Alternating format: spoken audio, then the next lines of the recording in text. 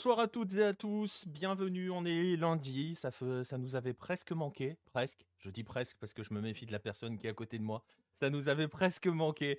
Le 9-10 est de retour ce soir. Non, non, je te vois dubitatif. Tu sais, c'est pour prévenir de la vanne qui va arriver derrière ou du petit tacle à la nantaise qui va arriver derrière. Bref, bonsoir à toutes et à tous. Ouais, je vois ça, je vois ça. Bonsoir à ceux qui sont déjà dans le chat. Je vois Philippe, Chris et Nostromo. Bonsoir à tous.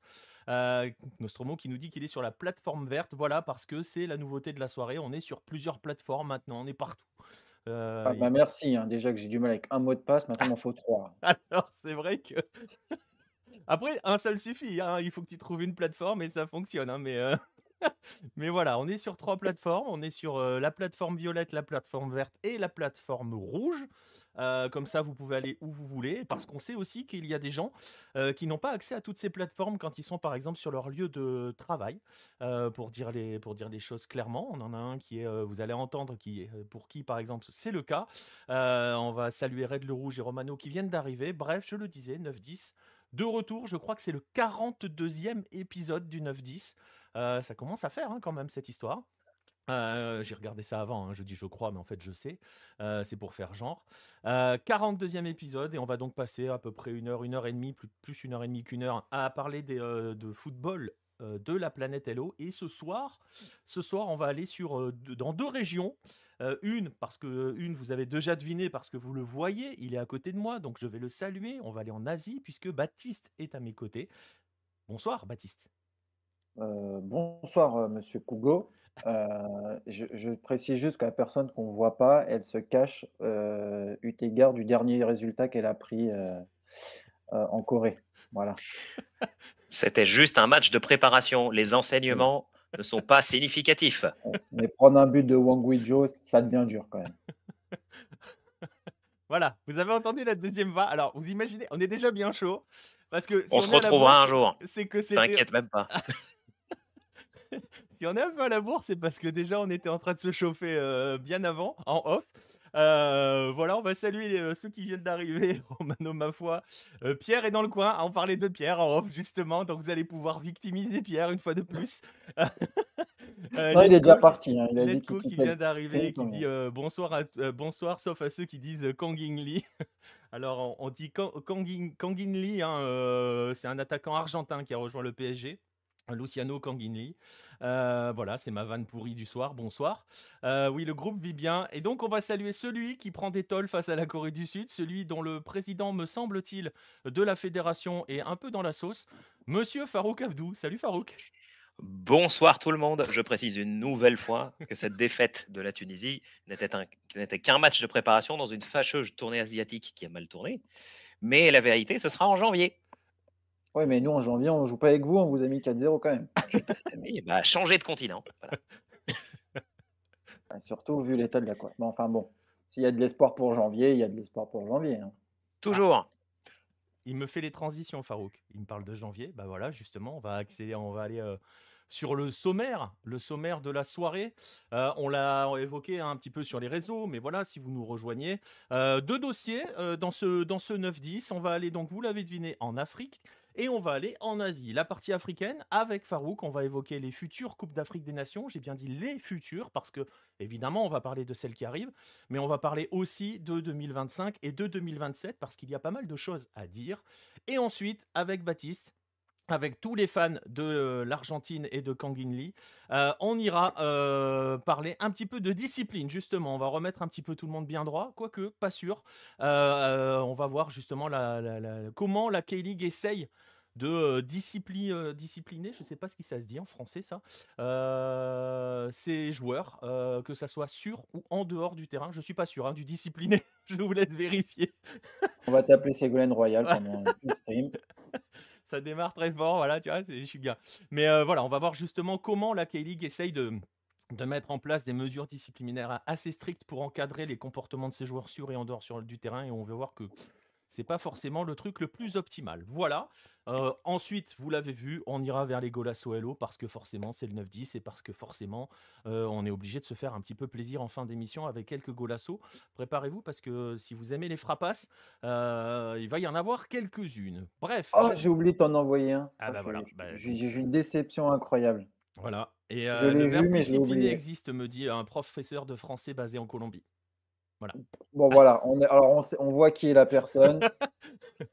Permettez-moi d'en douter. Alors, permets-moi quand il me donne raison de ne pas en douter. Voilà. OK, d'accord, Ah, ça on fait va des dessous de pouvoir table. démarrer, on va y aller. Vous voyez, on est déjà bien. J'espère que vous êtes confortablement installés. On va commencer donc.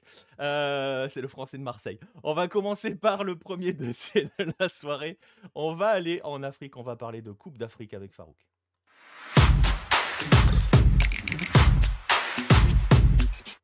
Et donc, je le disais, on va parler avec toi, Farouk, de Coupe d'Afrique. Il faut le mettre au pluriel parce que on va parler de celle qui va arriver. On va parler aussi de celles qui ont été attribuées et voir un petit peu de quoi il est question là-dedans. Alors, on va pas y aller dans l'ordre chronologique pour dire les choses. On peut même le dire, je pense. On va terminer par celle qui arrive celle qui est la plus proche de nous. On va commencer par l'avenir un petit peu plus lointain, même si lointain en football et surtout au niveau des Coupes d'Afrique qui se jouent tous les 2 ans, c'est pas si lointain que ça. On va parler des CAN 2025 et 2027 et on va commencer, Farouk, avec celle de 2025, qui est une Coupe d'Afrique bien particulière. Particulière parce qu'attribuée au Maroc, et on sait maintenant pourquoi cela la rend particulière. Hein. Ce n'est pas le fait qu'elle soit au Maroc, mais c'est le fait qu'elle va se dérouler 5 ans avant le grand rendez-vous mondial, j'ai envie de dire le Graal, hein, pour tout le peuple marocain. Et si tu veux bien, on va revenir d'abord, Farouk, sur cette attribution, parce qu'elle a été, si je voulais un petit peu être provocateur, je dirais que le Maroc l'a eu un petit peu comme l'Arabie Saoudite va récupérer 2034. C'est-à-dire que, voilà, hein, à la fin, il n'en restait plus qu'un. On va revenir justement, donc, après cette longue intro, sur comment le Maroc a obtenu la CAN 2025. Effectivement, le jour même, il n'en restait plus qu'un, mais une semaine avant, ce n'était pas trop le cas.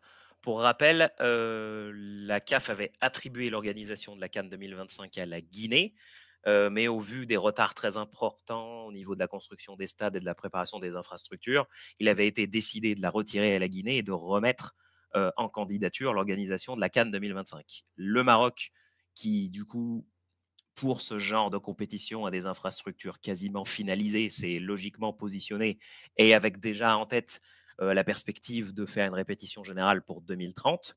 Mais le Maroc n'est pas le seul parce que l'Algérie s'était aussi positionnée, ainsi que la Zambie et le duo Nigeria-Bénin, qui, comme l'Algérie, avait fait un positionnement pour 2025 et 2027.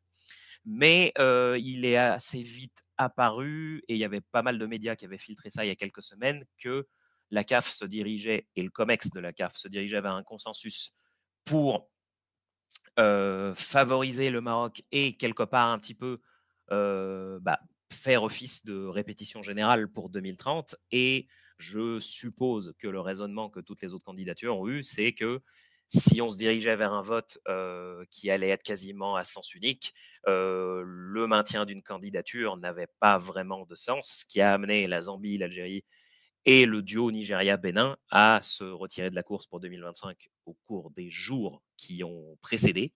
Et ce qui a fait que le jour de l'attribution, ça a été unanimité et attribution de la CAN 2025 au Maroc.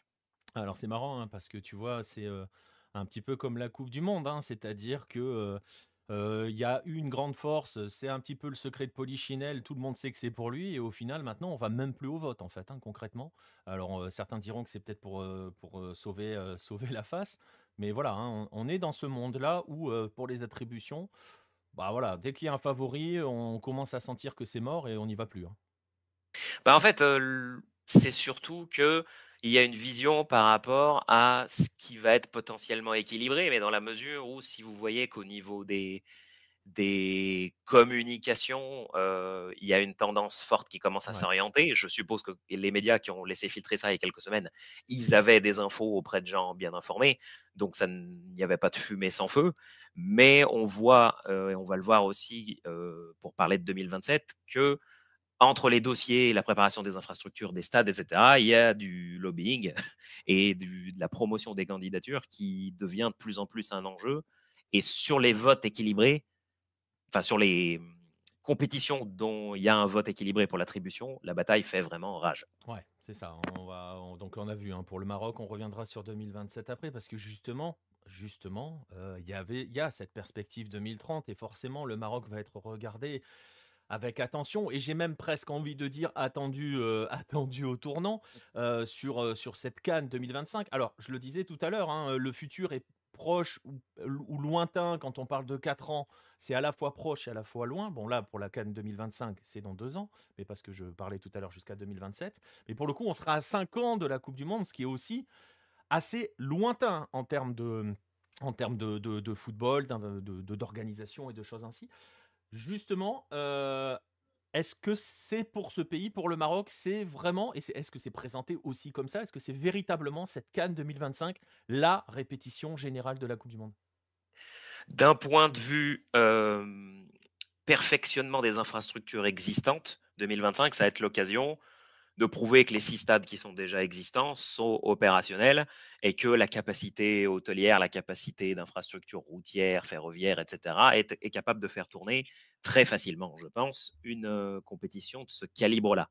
Mais pour le défi de 2030, les choses vont venir un petit peu plus tard parce que récemment, le Maroc a mis les premiers jalons pour la construction d'un grand stade dans la région de Casablanca qui a vocation d'être plus adapté, lui, pour 2030 et va rentrer dans le cadre de la mise à disposition de stades d'un nombre beaucoup plus important, de stades avec un fort cahier des charges au niveau du nombre de places disponibles.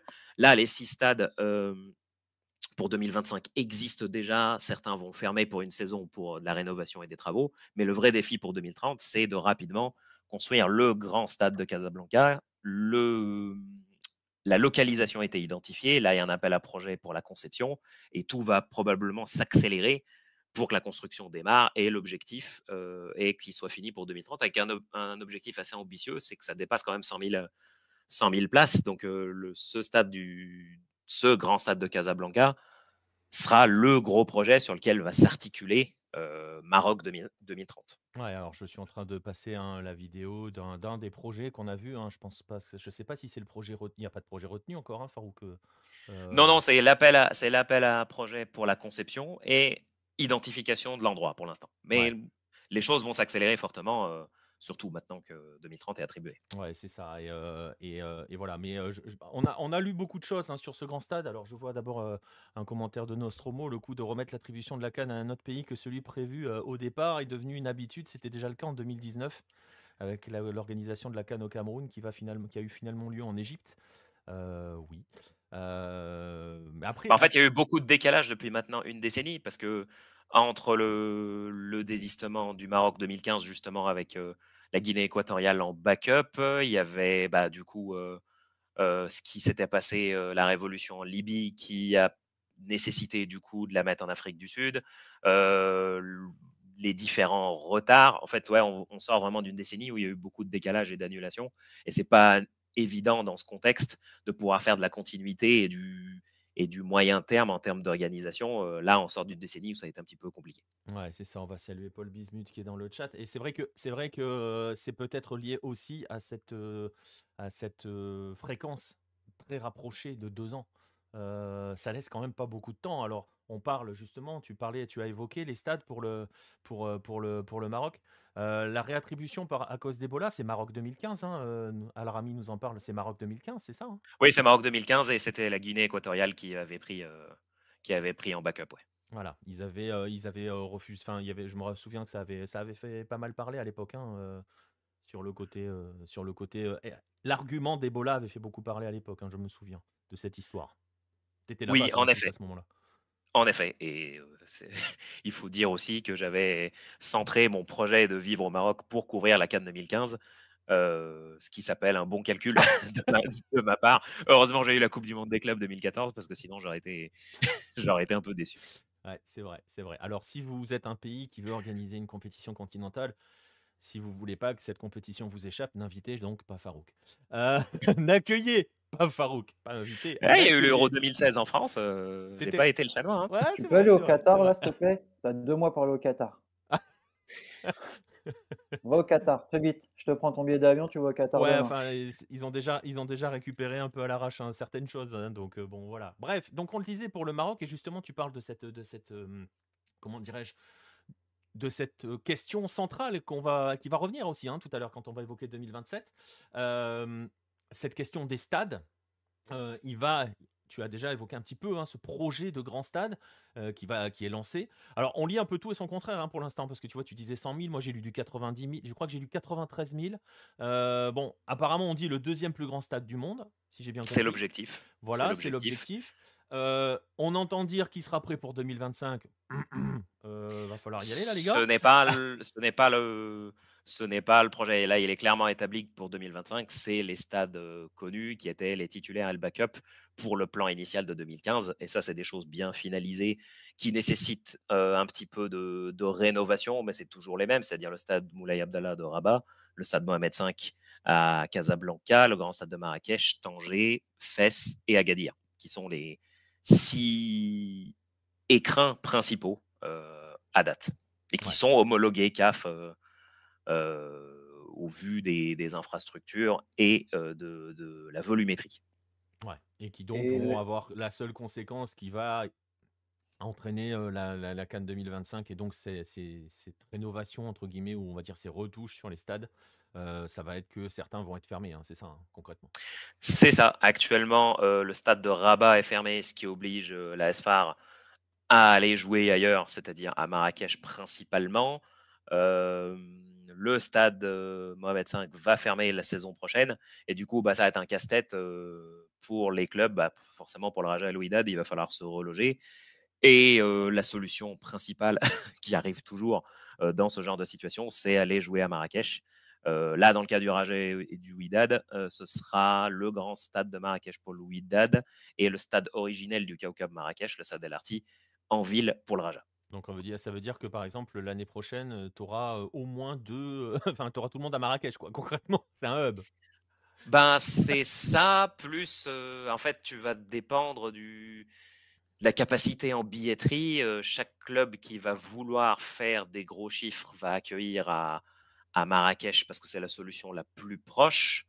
Et quand tu sais que tu vas avoir une billetterie limitée, il est possible de jouer plus proche de Casablanca, mais dans des enceintes plus petites. Donc, ça veut dire que des choses comme El Jadida, par exemple, vont pouvoir être privilégiées.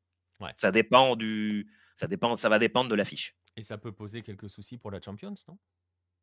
Ben, ça dépend si le stade de Rabat aura rouvert, parce que dans ce genre de cas, le Wydad privilégierait, si le stade de Rabat rouvre, le stade de Rabat, sinon jouer au grand stade de Marrakech. Là, pour les matchs de qualif de Ligue des Champions de la SFA, ils les ont joués à Marrakech.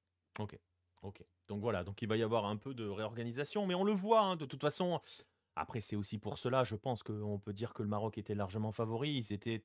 Franchement, ils étaient sereins hein, sur l'organisation, sur la logistique, si je dois m'exprimer ainsi, d'une compétition à organiser dans 2 ans. Ils n'avaient pas grand-chose, entre guillemets, à faire, à part, on le dit, hein, quelques retouches. Ils étaient déjà bien en avance. C'est aussi, je pense, hein, pour ça qu'ils l'ont eu, hein, indépendamment du lobbying, de la puissance du Maroc dans la Confédération africaine. Bah, il y a aussi le fait, on en avait parlé dans le dernier 9-10, c'est que le Maroc s'est positionné depuis 5-6 dernières années comme solution d'organisation de compétitions de différents formats au sein du continent. Ce qui fait que quand vous fiabilisez votre image comme étant on est capable de prendre plein de compètes chez les jeunes, chez les femmes, en club, pour les Final Four ou ce genre de choses, c'est que s'il y a quelque part une manière de s'imposer comme partenaire privilégié pour toutes les situations, et c'est forcément ça qui va jouer en faveur au moment de la décision. Ouais, exactement. Et il y a aussi peut-être, alors il y a 2 questions dans le chat. Il y en a une qui est liée aux derniers événements, de savoir si le stade de Marrakech n'a pas subi trop de dégâts par rapport au séisme, hein, question de Pierre. Non, sauf erreur de ma part, il n'y a pas eu beaucoup de dégâts. D'ailleurs, pour preuve, effectivement, je l'ai dit récemment, postérieurement au séisme, les matchs de Mm. qualif en Ligue des Champions de la SFAR ont lieu au Grand Stade de Marrakech. Et la deuxième question, elle va être un petit peu liée à ça, et c'est aussi pour, tu le disais, hein, cette capacité organisationnelle maintenant démontrée par le Maroc, qui est en plus soutenu par des résultats sportifs. On se rappelle tous de la, de la Coupe du Monde marocaine.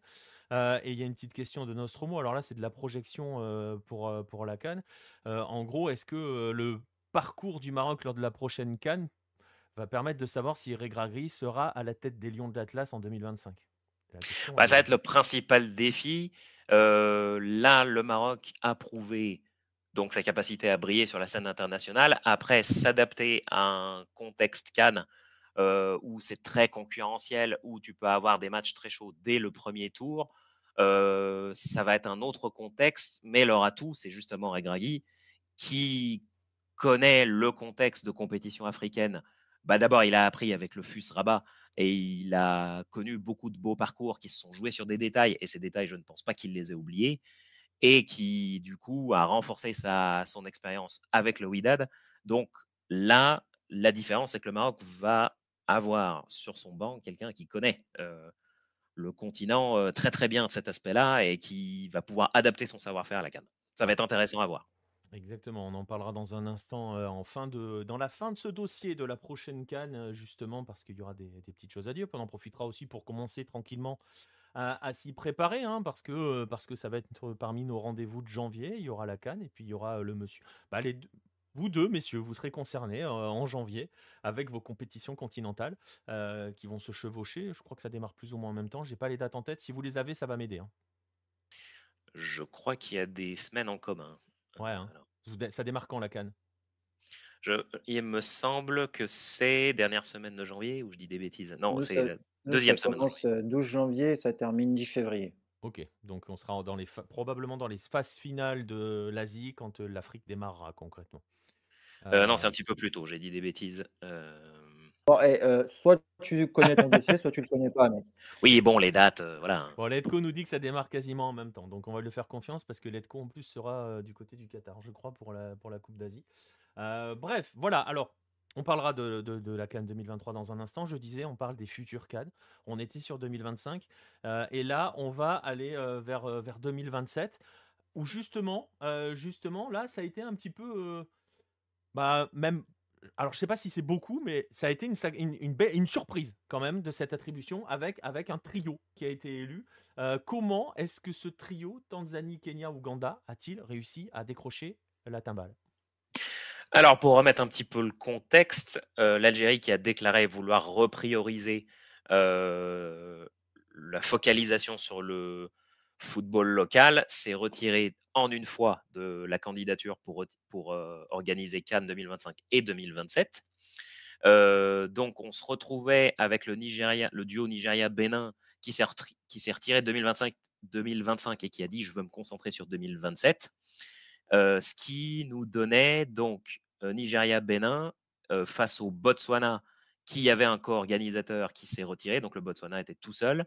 L'Égypte, mais l'Égypte, c'est trop frais après avoir organisé 2019, donc il y avait peu de chances de penser qu'on réattribue une CAN à l'Égypte. Le Sénégal qui semblait confiant en la solidité de son dossier et qui était, même s'il s'est lancé un petit peu sur le tard, bien placé pour l'avoir, mais ils se sont fait coiffer sur le poteau par le trio de l'Afrique de l'Est, Kenya, Tanzanie, Ouganda, qui, quand tu lis les médias, ne s'en cache pas. Ça a été une forte activité de lobbying, je pense, auprès des instances pour vendre leur truc.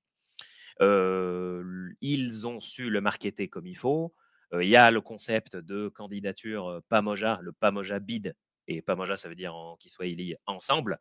Donc, c'était vraiment 3 pays qui faisaient une déclat de représenter une région et représenter une région qui n'a pas eu la CAN depuis longtemps. Donc, c'est ça aussi qui a beaucoup joué.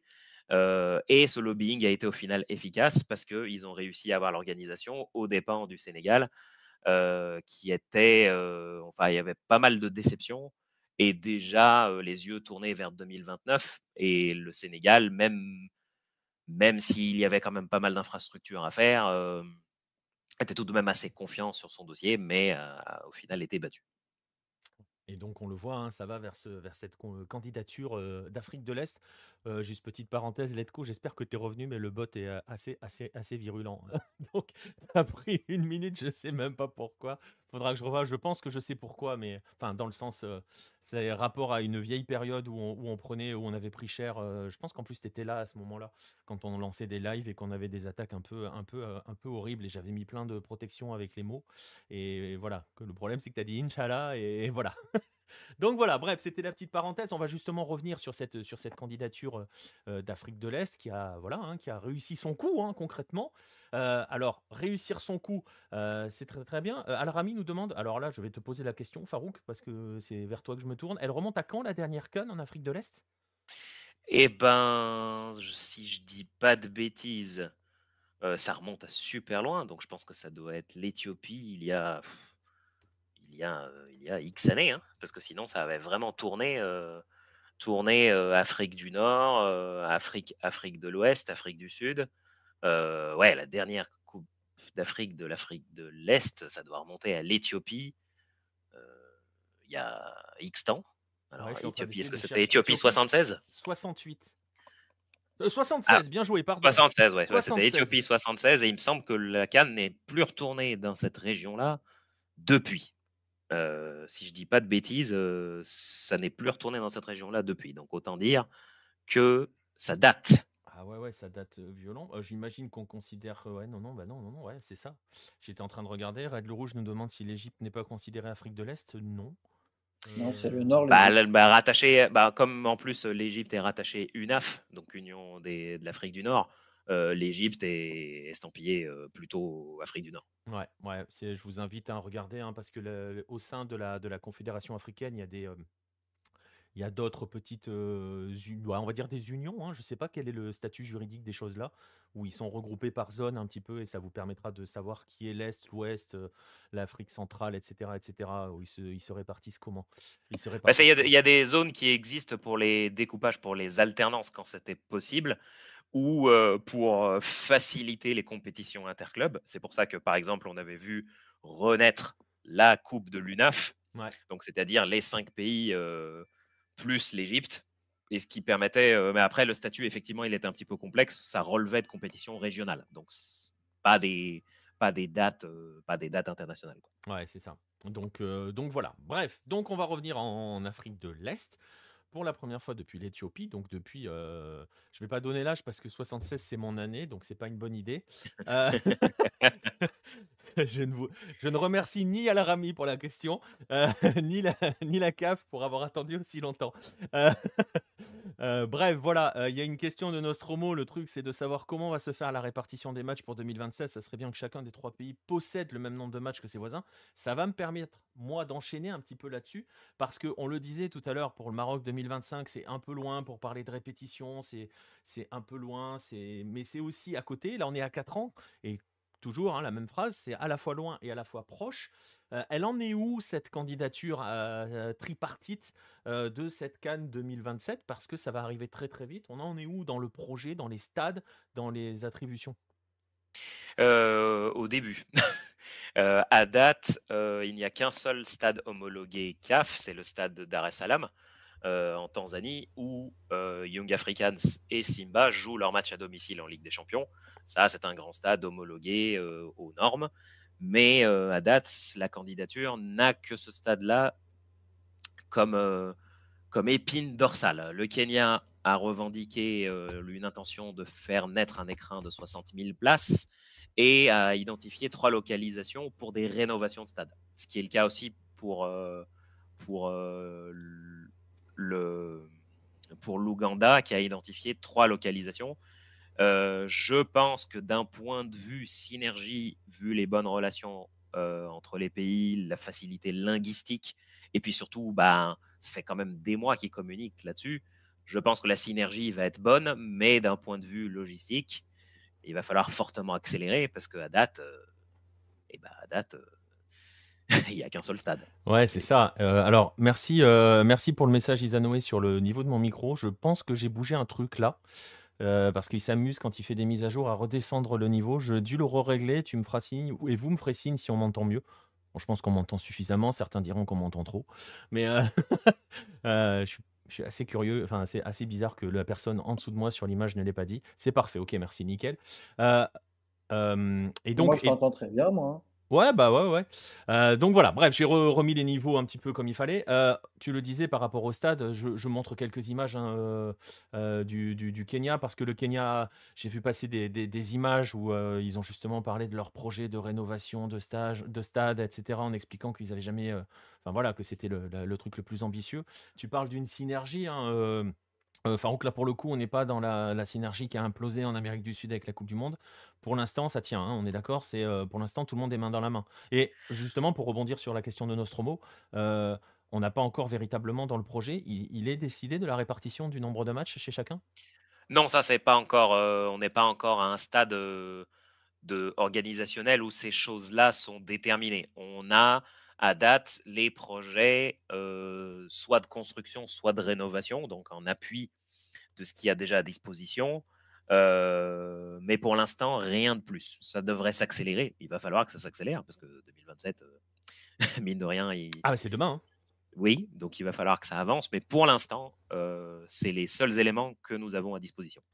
Ouais, et il y a Nostromo qui nous dit: «Je viens de me rendre compte d'un détail assez anodin, mais je repense à un truc. 2000, Ghana, Nigeria avaient organisé la CAN 2 ans avant, la coupe du monde à 2, hein, nippo-coréenne, et là, on aura une CAN à 3 pays peu de temps avant, après une coupe du monde à 3 pays, et justement, tiens, ça me fait penser à une question. Est-ce que le fait que 3 pays se soient unis, pour une CAN, ça va donner des idées à d'autres? Ça peut donner. Après, il y a beaucoup de paramètres à prendre en compte. C'est les bonnes relations, c'est la compatibilité linguistique, c'est la facilité de circulation entre les 3 pays. S'il y a des zones de libre-échange, ce genre de choses, c'est les paramètres qu'il va falloir pour que ça puisse se mettre en place. Je pense que je ne pense pas qu'il y ait ça en Afrique du Sud, parce que l'Afrique du Sud, si elle repostule, elle peut le faire toute seule. Elle n'aura pas nécessairement besoin. Peut-être que si ça passe un peu, il peut y avoir un Cameroun qui s'accole à la candidature Nigeria-Bénin. Il peut y avoir ce genre de choses. En Afrique du Nord, c'est un peu plus complexe. Ouais, on peut Euh, oublier le Maroc, Algérie, Tunisie que Pierre voudrait pour le fun, hein. ou non, je pense. C'est difficile, je Ouais, pense. Je vois ça à niveau faisabilité, c'est compliqué. bah, ouais. Mais il faut beaucoup de paramètres. Là, pour l'Afrique de l'Est, les choses sont. Enfin voilà, ce sont des pays qui sont habitués à traiter ensemble et puis qui n'ont pas eu de difficulté à présenter un front uni Ouais, et à marketer une candidature commune. Donc ça ne vient pas de nulle part et c'est travaillé en amont. ouais. OK. Donc voilà pour 2027. Alors forcément, hein, on va voir à quelle vitesse les choses avancent, et elles ont intérêt à avancer assez vite parce que vous le voyez, hein, c'est demain. Et bien justement, on était sur demain, on va y passer véritablement à ce demain. Demain, c'est janvier, c'est, la CAN qui arrive en Côte d'Ivoire. Alors, bah, la question, elle va être simple parce que là, pour le coup, c'est vraiment demain. Elle est prêt tout est prêt? Tout est prêt, quasiment au buzzer. Pour rappel, à l'été 2022, la CAF a annoncé que la CAN était décalée d'un an. Elle devait se dérouler en janvier 2023. Il a été décidé un décalage à janvier 2024 pour laisser le temps à la Côte d'Ivoire de finaliser tout. Et cette année a suffi pour avancer et finaliser ce qui restait. Les 2 derniers stades ont été inaugurés là en septembre. Et il y a eu une forte accélération sur la compatibilité des infrastructures, formation du personnel et les dernières retouches. Donc, il a été nécessaire qu'il y ait une année de plus. Mais là, à l'instar de ce qu'on a vu pour le timing de Cameroun 2021, c'est bon. Côte d'Ivoire 2023 est prêt pour le jour J. Il a Ouais. fallu une année de plus, mais c'est bon. Ouais, mais justement, cette année de plus, ça fait du bien. Oui, c'était nécessaire pour gagner cette course contre la montre. Il y a eu, je pense, une forte mobilisation, heu, mais c'est bon. Ouais. Les derniers stades ont été inaugurés en septembre. Voilà, et vous voyez, hein, je vous mets une vidéo où il y a justement quelques-uns de ces stats, enfin les stats qui vous sont présentés. Je vois le message de Nostromo, je pense que Baptiste l'a vu aussi. Une canne, ce serait plutôt une Coupe du Monde. Colombie, Corée du Sud, ça serait peut-être une bonne idée. Je sais pas, oui. Peut-être qu'un jour ça Non, viendra. on s'associe pas au racisme. On va en parler tout à l'heure, hein, de racisme, attention. Est-ce qu'on va avoir enfin une canne avec des stades remplis, nous demande Red le Rouge. C'est une bonne Ça question, fait ça. longtemps que la Côte d'Ivoire n'a pas eu cette occasion-là de briller sur son sol. Sauf erreur de ma part, ils l'ont organisé en 84, donc ça commence à remonter. Et sur le plan sportif, je pense qu'il y a de l'ambition pour faire bien mieux que les autres éditions. Si je ne dis pas de bêtises, la Côte d'Ivoire était sortie par l'Égypte au tir au but, l'édition d'avant. Donc là, il y a vraiment une envie de briller et au vu du nombre d'équipes très compétitives qui sont sur la ligne de départ, là, je pense que l'engouement va être au rendez-vous. Ouais. Et j'ai vu qu'il passait quelques trucs, hein, qui disaient justement que ça pourrait, alors après c'est toujours un petit peu de la com, être l'une des plus belles cannes, on verra. Il devrait y avoir de l'engouement, on l'espère, hein, on espère qu'il y aura du Pas monde dans les compliqué tribunes, on vu le espère que niveau de les jeu gens de la vont pouvoir CAN, hein. venir tranquillement. Tu disais, Baptiste? Pas compliqué que ça peut être une des plus belles CAN vu le niveau de la CAN ces dernières années. Après, il y a beaucoup de choses qui entrent en jeu. Là, je trouve que le format à 24, on se souvient de ce que ça donne, les Coupes du Monde à 24. Attends, bientôt on a une Coupe du Monde à 42 là. Ça va C'est être vrai, encore plus drôle. Faites c'est attention, vrai. messieurs, vous êtes avec le seul défenseur sur Terre de ce genre de format. Mais Ah non, c'est pas le format du nombre qui me dérange le plus, c'est le format de l'organisation. Bientôt, tu vas finir quatrième de ton groupe, tu seras qualifié. Allez hop, c'est parti, ça va rien de venir. On sera tous en quart. Bah, en fait, une compète à 24 où il y a beaucoup de troisièmes qui passent, je trouve, influe d'une ouais, mauvaise manière et induit beaucoup de prudence au premier tour. Alors certes, ça fait des huitièmes assez serrés, mais je trouve que pour le niveau global, quand tu passes à 24, tu commences à avoir des mauvais réflexes qui débarquent. Et après, bah, faut voir aussi l'état de fraîcheur. Je pense que repasser sur des cannes en janvier est préférable par rapport à des cannes estivales où, pour les principaux joueurs, la longueur de la saison se ressent. Alors certes, effectivement, pour beaucoup de clubs, que ce soit pour l'Europe ou le golf, qui ne voient pas d'un bon oeil le fait que leurs joueurs phares partent l'hiver, mais je pense que c'est mieux pour le rythme que ça ait de nouveau lieu en janvier-février plutôt que l'été. ouais, oui, ça je suis assez d'accord avec toi. Et Letco nous dit d'ailleurs la canne au Maroc, ce sera en été. Voilà. C'est comme ça, on est Ouais. content. Comme ça, on est ravis. Et en même temps, la Coupe du Monde au Maroc sera aussi en été. On en reparlera en temps voulu, mais on fera la bise aux équipes qui auront fait le voyage Montevideo, Marrakech ou Casablanca pour jouer à 8 jours d'intervalle. Bon courage à vous les gars. Mouillez-vous bien la nuque, quoi. Attends, on a failli faire voyager les Australiens jusqu'en Algérie pour jouer face à la Palestine.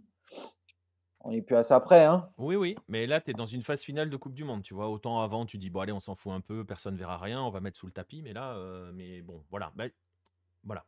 Bref, Bah, justement. on a bien fait jouer les Anglais tout le temps chez eux, hein, pendant que d'autres se tapaient l'Azerbaïdjan. Ah Mais oui, mais bon, ça, c'est parce que c'est les Anglais, c'est le privilège du créateur, monsieur. Vous devriez savoir. là, je dis n'importe quoi surtout. On va regarder. Après, c'est pas nouveau parce que par exemple, on se souvient que pour certaines éditions, les barrages Afrique avaient lieu sur terrain neutre hors du continent en Europe. Hmm. Ça aussi, c'était peut-être pas très logique, mais On appelle, de on faire appelle ça. déplacer tout le monde. C'est ça, c'est ça. Mais bon, qu'est-ce que tu veux? Justement, on va clore sur 2023. On va se projeter un petit peu sur cette Coupe du Monde. Alors là, pareil, hein, c'est un peu le mot clé de la soirée. C'est à la fois proche et lointain. C'est dans 2 mois. Beaucoup de choses peuvent se passer dans 2 mois. Beaucoup de joueurs peuvent ne pas pouvoir y aller ou ne pas y aller tout court. Il peut y avoir des pressions à gauche, à droite. Il va y avoir des états de forme qui vont être changés. Mais on va regarder un petit peu quand même cette fameuse phase finale de la CAN. On va pas faire le guide de la CAN en novembre, hein, vous inquiétez pas. Mais si on doit résumer rapidement, là, comme ça, en regardant ces 6 groupes euh, qui ont été déterminés, quels sont les 2-3 points qui, sur le plan sportif, pour toi, méritent une première attention? J'estime que le match du premier tour entre la Côte d'Ivoire et le Nigeria va permettre de bien situer les forces en présence.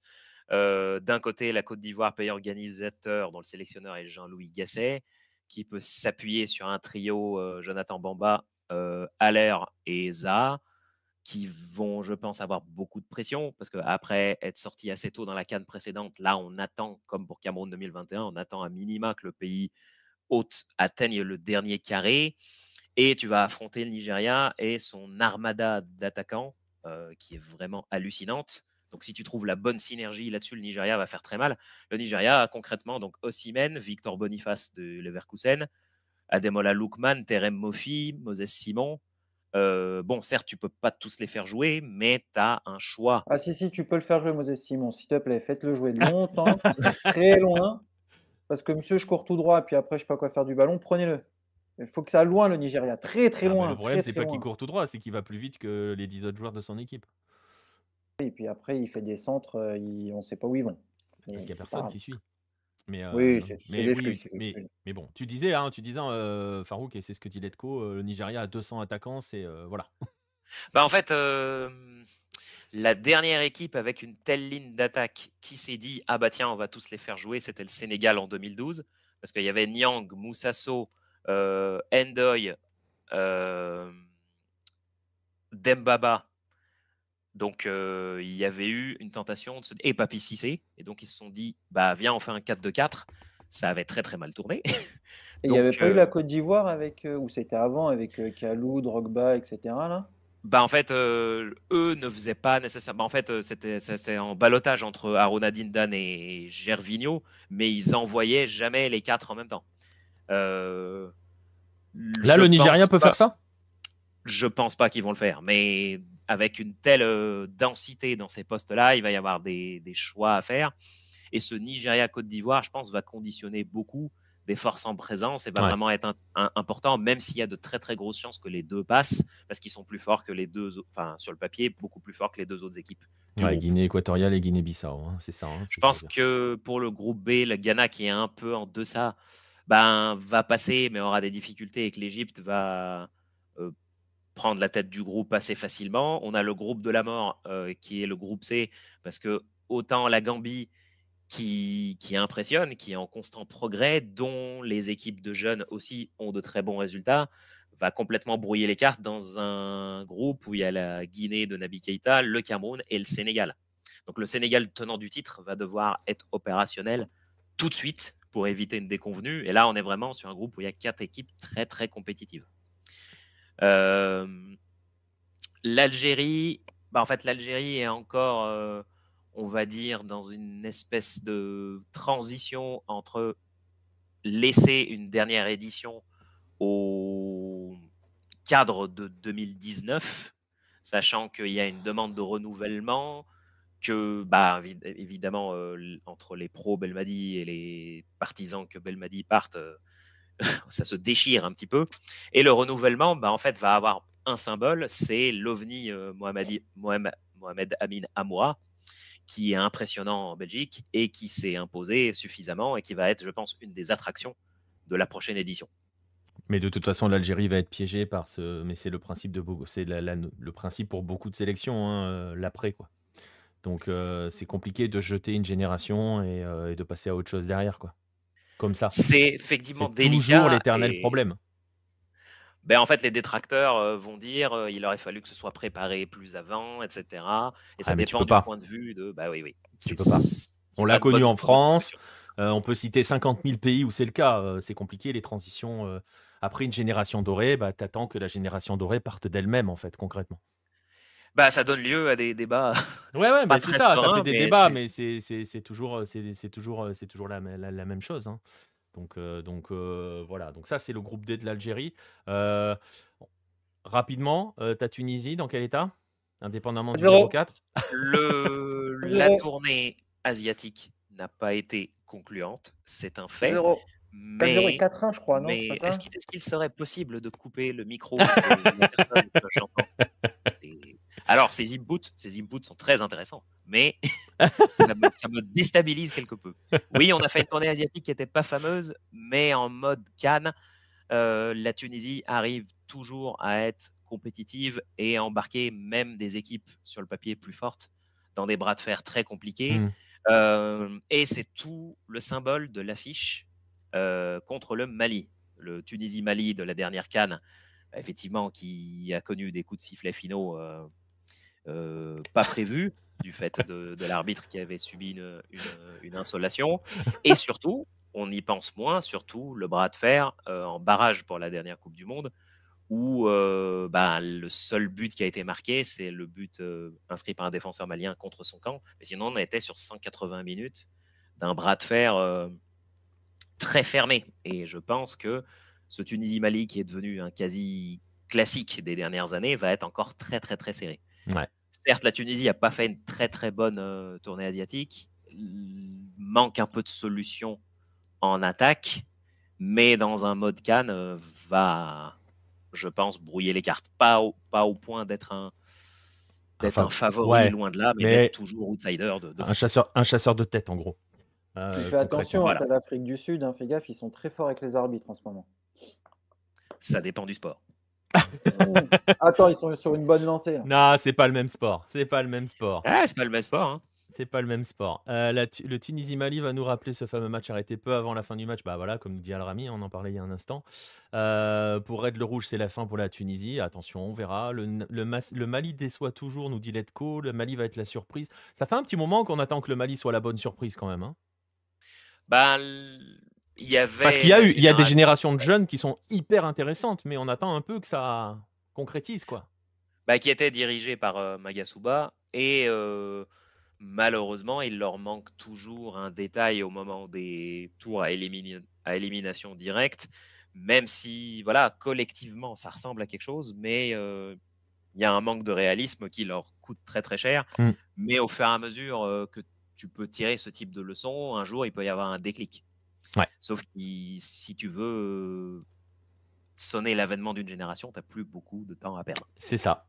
Et donc enfin, le dernier groupe, le Maroc, qui n'a pas un groupe si facile que ça, mine de rien. Non, le groupe est assez équilibré. Le Maroc a poursuivi sur une bonne dynamique après la Coupe du Monde et cette très belle demi-finale.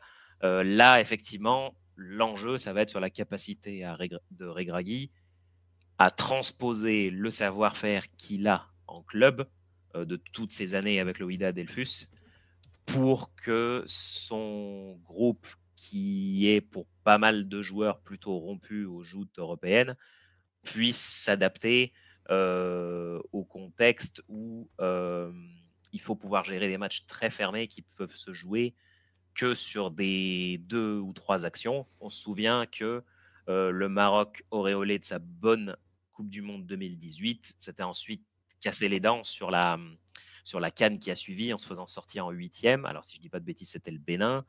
Et donc, on s'était confronté à... en fait, tu tombes sur des adversaires qui t'attendent.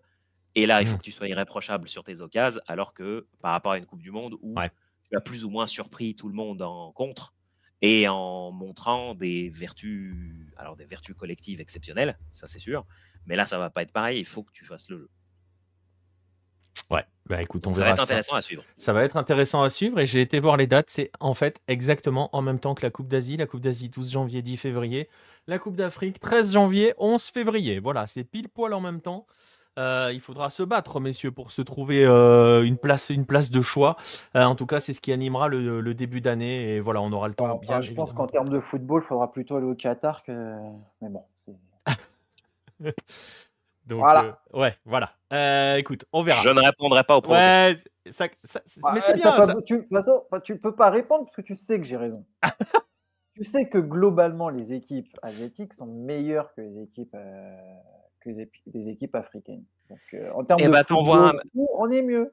T'envoies un mail à la FIFA, tu demandes à faire renaître la Coupe afro-asiatique et on se donne rendez-vous. Bah, non, parce que là, ils sont en train d'essayer de lancer un truc là, leur Ligue des Nations, je sais pas quoi là, leur Ligue des champions, Super League, africaine. Donc, si déjà tu viens de te faire décalquer par les asiatiques, laisse-les, travailler chez eux là, à faire n'importe quoi là. Voilà, vous voyez qu'on va bien vivre en janvier. On fera plein d'émissions Asie-Afrique en même temps. On fera des bilans, ce sera trop bien. Alors moi les émissions, ça va être très vite, ça va être que pour les 8 premiers jours, parce C'est qu'après ça va vrai, être parce que compliqué. Monsieur Morigal va migrer, échanger de zone. J'espère que l'Ouzbékistan battra la Corée, rien que pour le plaisir. Voilà, vous voyez, on est déjà chaud, on est bien, on est lancé. Et en plus, Ah mais l'Ouzbékistan peut vraiment le faire. mais je pense que la Corée ne fera rien d'ailleurs. Faut pas, Mais parce si, que en déjà mais Klinsmann non. sera là, ça sera une première bonne Oh nouvelle. là là, oh Voilà. là là. D'ailleurs, tu veux pas le récupérer Klinsmann, Farouk, en Tunisie? Non, non, non, non, Ah. en termes Non, parce que de c'est un mec qui travaille très bien dans les autres pays, mais pas dans celui dans lequel il est sélectionneur. C'est ouf quand même. Tu peux le prendre. eh bah, garde-le. Ah merde. On Mais il n'est vous pas a mis intéressé. 4-0 quand même. Non, c'est Non, Je il en veut connais pas. Il en veut pas. j'avais pas la bonne chaîne. Je ne connais pas ce match. Ce match n'a pas existé. Non. Voilà, on va clore le débat africain et justement ces prochaines Coupes d'Afrique. Et vous voyez qu'il y a plusieurs niveaux d'intérêt sur lesquels voilà, on se penchera au cours des mois et des années à venir. Voilà, déjà premier rendez-vous, donc Côte d'Ivoire 2023 avant Maroc 2025 et avant le trio d'Afrique de l'Est, Kenya, Tanzanie, Ouganda en 2027. Merci Monsieur Farouk. Merci, c'était un plaisir. Bonne soirée tout Partagé. le monde. Ouais, salut et plaisir partagé. Eh bien justement, on se chauffe depuis le début sur Afrique-Asie. On était en Afrique, on va partir en Asie.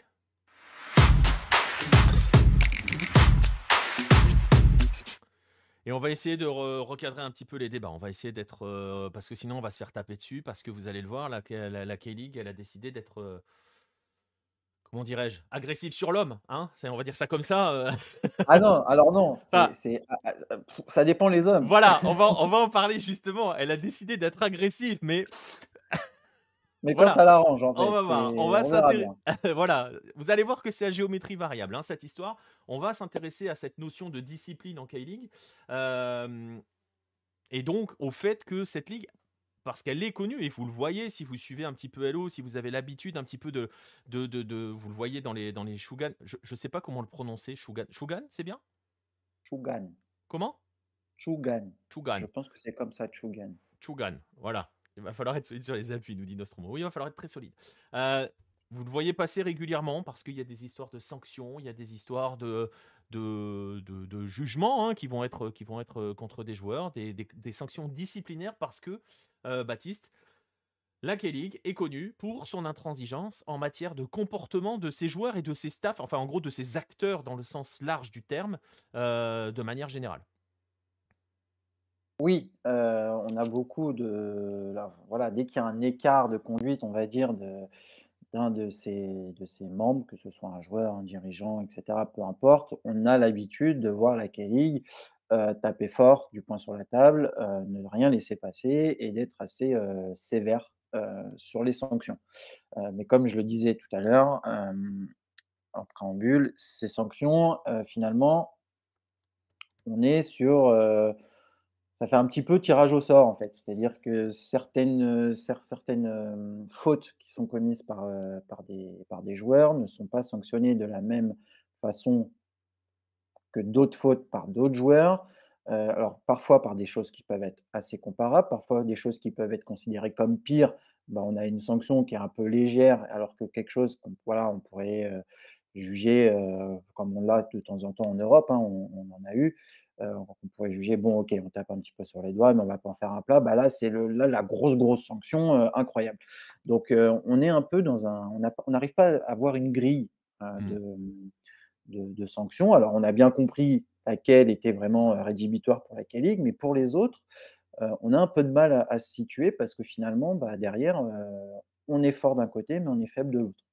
C'est donc un petit peu à l'image de ce que l'on critique et des critiques que l'on voit par exemple avec l'arbitrage aux nouvelles technologies. C'est un souci de cohérence dans les sanctions. Et Baptiste disait, hein, l'absence de grille. On va prendre des exemples justement pour essayer d'illustrer ça, pour que vous compreniez bien de quoi il est question et que vous compreniez aussi l'idée qui est normalement, enfin, j'ai presque envie de dire assez noble. Enfin, je sais pas, on va pas émettre de jugement là-dessus sur cette notion de vouloir que ces acteurs, et je dis bien tous les acteurs, hein, que ce soit les staffs, les joueurs, les dirigeants, soient irréprochables parce qu'ils représentent aussi l'image de la K-League.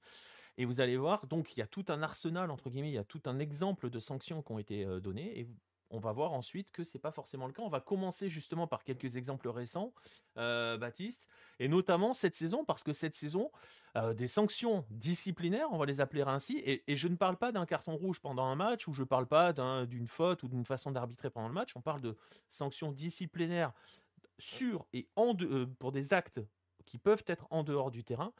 Cette année, ça a fleuri. Oui, exactement. On en a alors voilà, cette année, on a eu, par rapport aux années précédentes, vraiment un regain de ces cas de conduite en état d'ébriété.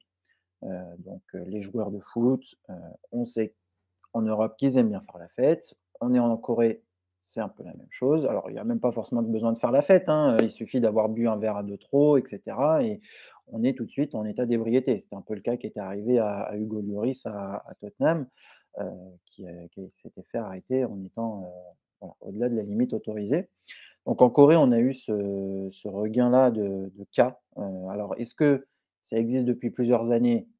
Je pense et que cette année, récemment, on le met plus en avant parce qu'aujourd'hui, dans la société coréenne, on est de plus en plus, on va dire, dans la chasse aux sorcières où il faut pas dépasser, il faut pas on remonte même à l'adolescence des et là, je fais un aparté, mais par exemple, on a eu beaucoup, beaucoup de cas de, harcèlement scolaire. Donc des gamins de 14 ans, 13-14 ans qui agressaient, qui envoyaient des messages de harcèlement à leurs camarades, ont vu une fois adulte et une fois sportif, donc connu, ces affaires ressortir et se faire sanctionner. Bon, c'est potentiellement 10 ans, 15 ans plus tard, Ouais, c'est voilà, chaud donc là. on est un peu dans ce genre de truc, donc les conduites en état d'ivresse sont aujourd'hui dans cette mouvance-là, en Corée du Sud et donc on a eu 3 cas, symptomatiques de ce sujet-là. On a eu d'abord Sandro, l'attaquant brésilien de Gwangju, qui lui a tout de suite été mis, bah, voilà 6 mois de enfin 6 mois de suspension de base parce que ça c'est la grille. On est attrapé en état d'ivresse. 6 mois de on est obligé, alors le joueur est obligé d'aller prévenir son club, le club prévient la K-League. Si ça c'est pas fait, on peut avoir de plus grosses sanctions. Donc le joueur a prévenu son club, le club a prévenu la K-League, il a été 6 mois, mis sur le côté en attendant de passer en commission de discipline. Donc en fait, je te coupe 2 secondes avant que tu enchaînes. Dans la procédure, le joueur se dénonce. Exactement, le joueur ne C'est-à-dire doit que le pas joueur s'est fait concrètement, pour dire les choses, le joueur a un petit peu bu. On va même pas dire que, parce que je vois dans le chat Gascoigne sort de ce corps, c'est pas Paul Gascoigne. Il suffit juste qu'il ait été positif à un éthylotest, concrètement. Et là, il faut qu'il se dénonce parce que si ça se sait, c'est pire. Exactement. C'est-à-dire qu'il y a de toute façon, s'il se fait arrêter par la police et qu'il est positif, de toute façon, la police va faire une sanction contre lui, une amende et cetera. Donc lui, il est obligé, ensuite d'aller prévenir, son club et son club, lui, est obligé de prévenir la Kelly. Sinon, si ça se sait, alors on reviendra plus tard, mais on a eu une histoire où ça ne se savait pas, c'était un peu caché et qui a fait un peu jurisprudence. Donc oui, aujourd'hui, il ne faut pas cacher. On a fait une faute, on est obligé de le dire, sinon on peut aller beaucoup plus loin. Et donc Donc là, on prend automatiquement 6 mois. 6 mois, le temps qu'il y ait une commission qui se mette en place, que, potentiellement, s'il y a besoin d'un jugement de la part de la police, parce que c'est, vraiment un gros délit, voilà, voilà, dans le processus, c'est 6 mois, en attendant d'avoir, plus d'informations au niveau de la justice et ensuite de passer en commission. Donc pour Donc dire 6 une mois de chose, juste pour que ça soit bien clair pour tout le monde, concrètement, le mec va à une soirée, boit un peu trop, je dis même pas, il est torché sur la voie publique, hein. Il prend la voiture pour rentrer chez lui, il se fait arrêter au bout de la rue, il a rien fait, hein, il a pas grillé un feu, machin, il est juste positif à l'éthylotest, il prend 6 mois. Oui. Voilà. Ça, c'est pour que quand on parlait de discipline, hein. Oui, Voilà. parce que là, tous les cas que je vous annonce, il y a pas eu d'accident, il y a rien eu de grave. C'est juste un Ils éthylotest sont en positif. hypothèse positif. Donc, on prend 6 mois. Ensuite, les clubs, alors quand c'est des étrangers surtout, n'ont pas 6 mois à perdre à payer quelqu'un, à attendre qu'ils reviennent, potentiellement avec une sanction. Globalement, Sandro Guangzhou a dit: «Hop, c'est fini, fin de contrat, tu rentres chez toi, on ne veut plus de toi». Ouais, parce que Quel problème? concrètement, 6 mois, le championnat, il dure 9. Bah, c'est ça. Donc, si ça arrive au mois de mai, il ne revient plus. C'est le C'est cas ça. de notre cher Concrètement, c'est ami ça. Lars Veldwijk, sud-africain, attaquant de Suwon FC, lui aussi en état d'ébriété, sans accident, rien. Euh, il a été contrôlé, ils l'ont attrapé, il a prévenu son club qu'il a suspendu, il a été suspendu. Il y a eu une commission, etc. Il a pris 15 matchs. Donc, au début, Suwon a dit bon, 15 matchs, il reviendra la saison prochaine. Bon, finalement, au bout de 3 semaines, contrat rompu, tu ne reviendras pas. Et aujourd'hui, on ne sait pas s'il rejouera en K-League l'année prochaine ou pas. En tout cas, il n'est plus sous contrat avec le Suwon FC. Ouais, il y a du coup, Euh, il y a des chances pour que même le gars lui-même n'ait plus envie d'y revenir.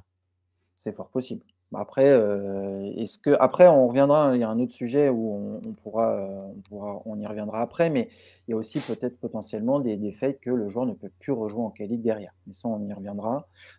Et le dernier de ce type-là, c'est notre cher ami Kim Jong-ho, qui lui aussi, Gangwon, gardien de but, état d'ivresse, contrat rompu, tu dégages, on n'a pas besoin d'avoir un joueur comme ça chez nous. Mm. Donc, on a ces cas-là de cette année qui sont dans ce style-là. Et Lee Sang-ho, en 2018, joueur de Séoul qui était passé par Ulsan et Suwon, a eu cette mésaventure. Et c'est là où je disais, juste un petit peu avant, qu'il faut le déclarer à son équipe parce que lui ne l'a pas fait.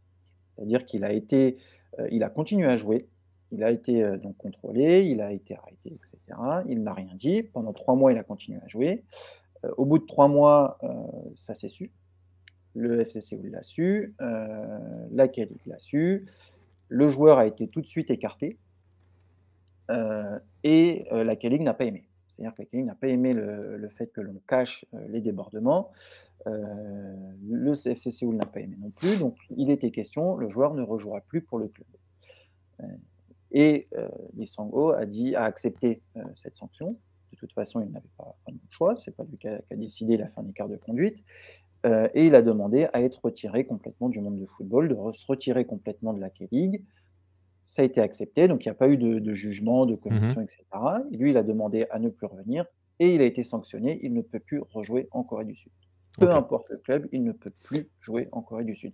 Autant dire que la carrière du garçon aujourd'hui est terminée, on ne sait même pas ce qu'il est devenu. Il a tenté, je crois, d'aller en Australie ou dans un pays style Thaïlande à un moment donné, ça n'a pas marché, et il ne peut plus rejouer en Corée. Aucun club ne peut le prendre sous contrat. Parce que l'on s'entende bien, la sanction qui est donnée par la K-League ne s'applique que dans le périmètre de la K-League. Par exemple, un Exactement. joueur comme Veldijk peut partir. Veldijk Oui, peut partir. il peut demain. Alors après, est-ce qu'il y a des accords? Parce que je sais qu'il y a des accords avec les cartons en Europe quand on va Ouais. dans un championnat à un Ouais, autre. mais Est-ce qu'il y a des accords? Ça, je ne sais pas. Mais globalement, je pense que Veldwijk peut aller ailleurs et jouer. ouais, c'est Je ça. pense. Après, tout dépend de le type de sanction. Si c'est parce que Lee Sang-ho, globalement, lui, il ne peut plus du tout jouer en Corée. C'est terrible. Ouais, là, c'est juste parce qu'il a caché le truc.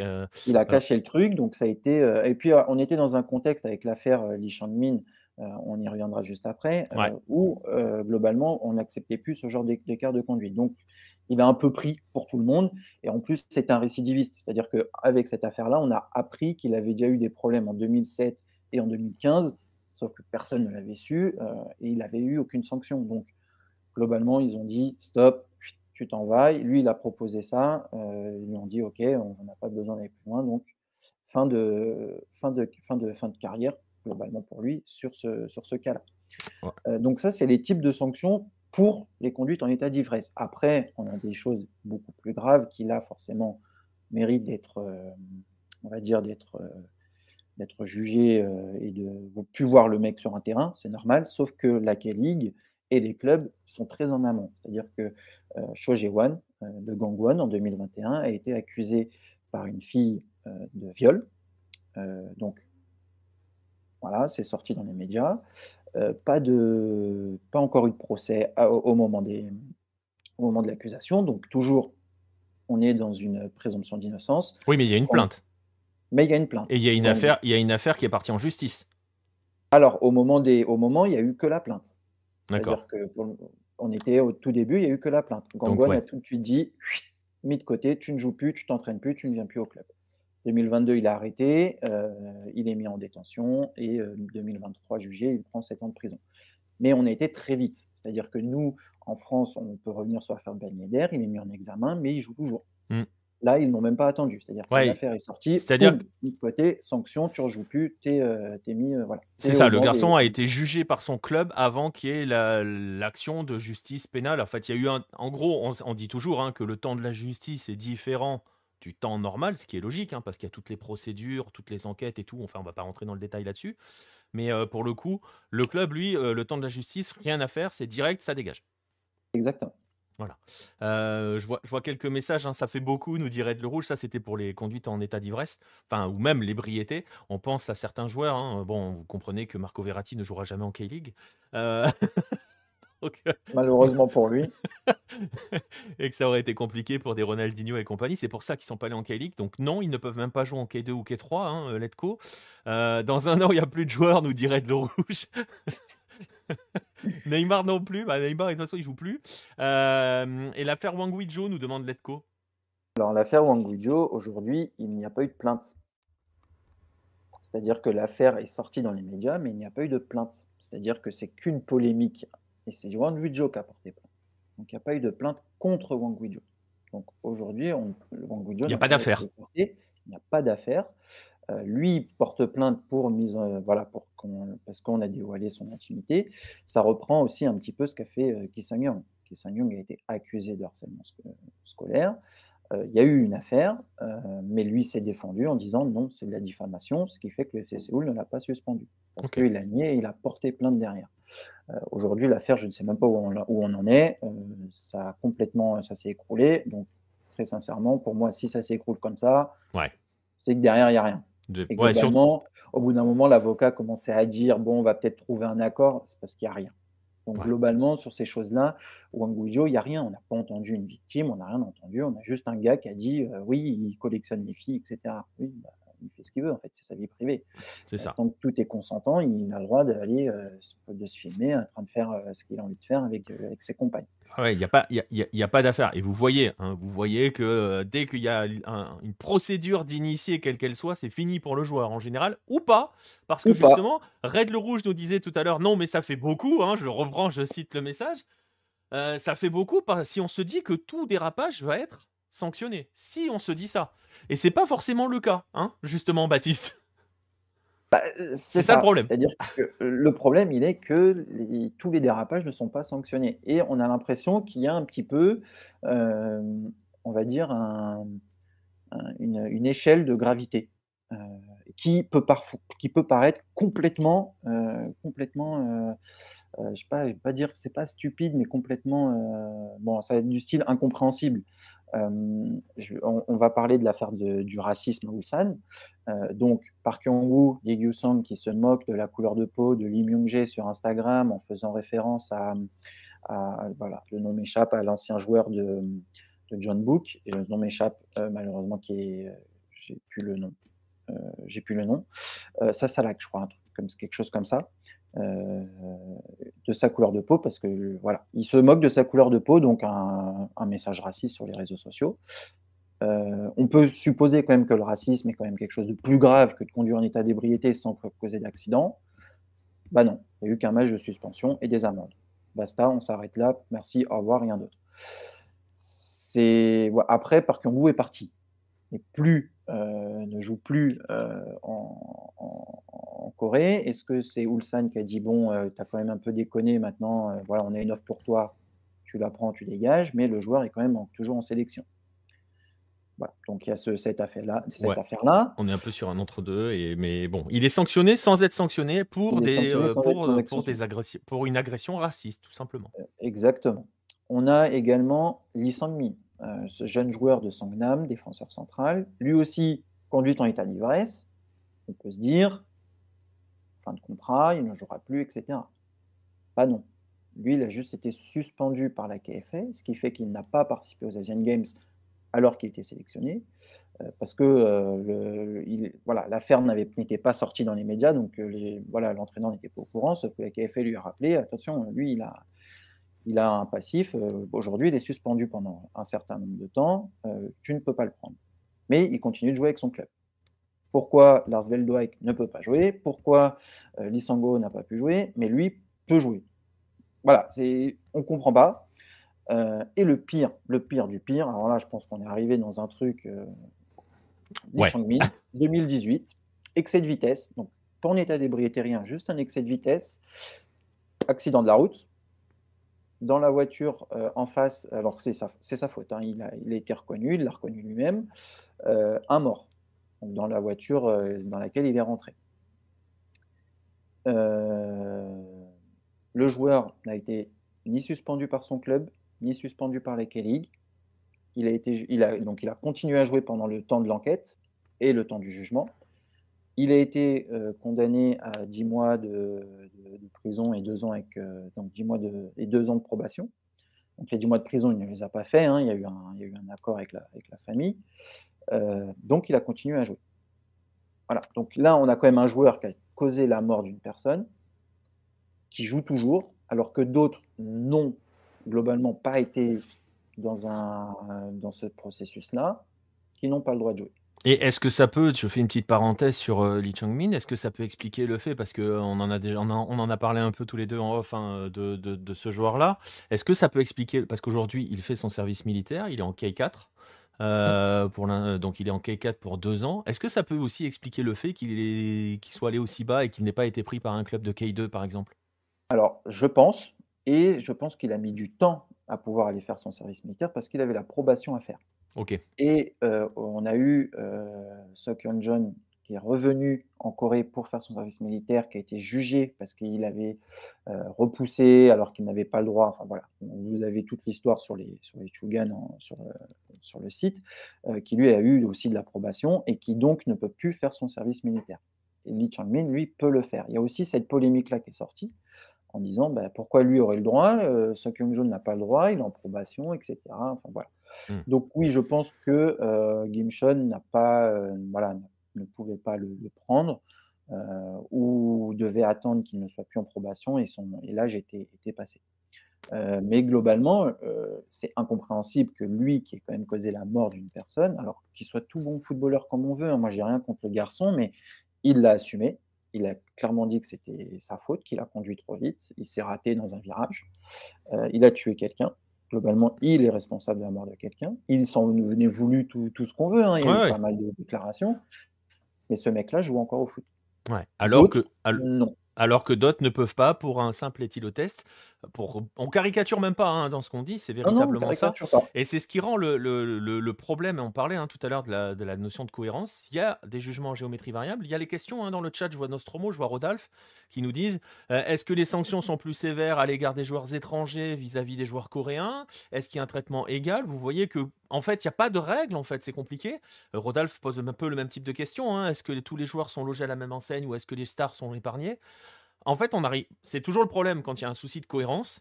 C'est toujours un problème quand il y a une histoire de géométrie variable, c'est qu'on essaye, je vais presque dire, de faire des statistiques pour savoir qui a le plus de chances d'être condamné ou pas. En fait, on peut même pas le faire, ça. Non, parce qu'on se rend compte que on a des stars qui sont suspendues, hein, parce que Lars Veldwijk, c'est quand même une tête d'affiche en Corée.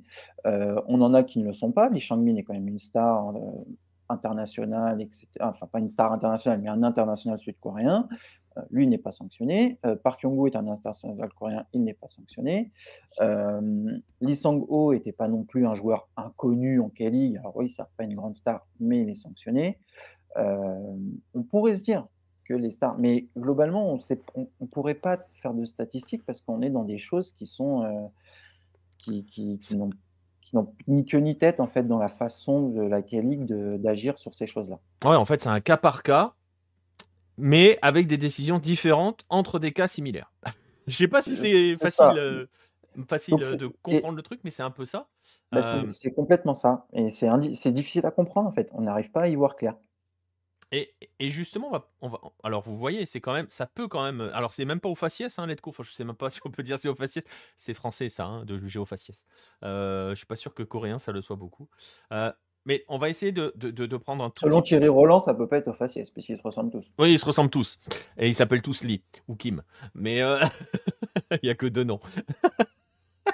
Bref, qu'est-ce que je voulais dire? Oui, on le voit, hein, la question qui va se poser derrière, c'est est-ce que de manière générale, la sévérité de ces sanctions ou le choix d'avoir des décisions aussi sévères envers les comportements de certains joueurs, est-ce que c'est nouveau en Corée du Sud? Alors tu disais que cette année on avait eu un record entre guillemets, je ne sais pas si on peut parler de record, mais en fait il y a plus de cas que les années précédentes, en tout cas de sanctions.